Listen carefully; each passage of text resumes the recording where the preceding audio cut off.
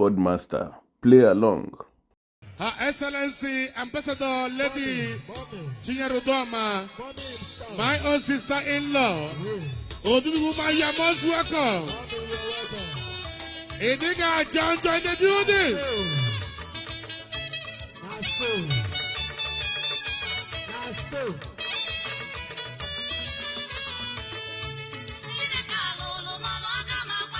Udoma.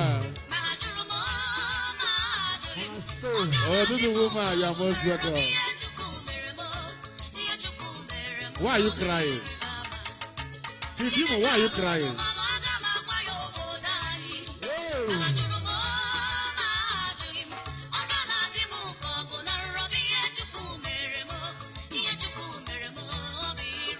Just be safe. Just be safe.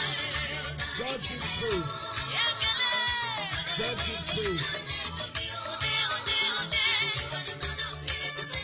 Just be safe.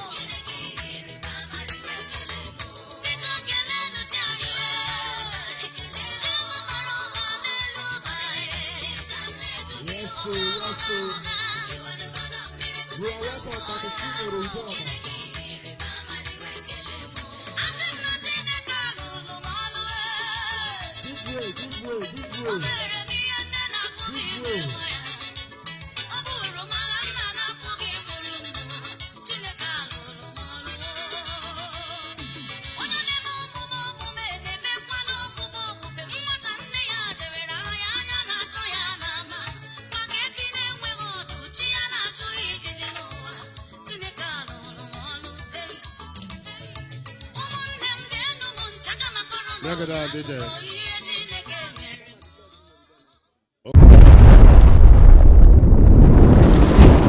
Welcome to Keyboard Master. Play along.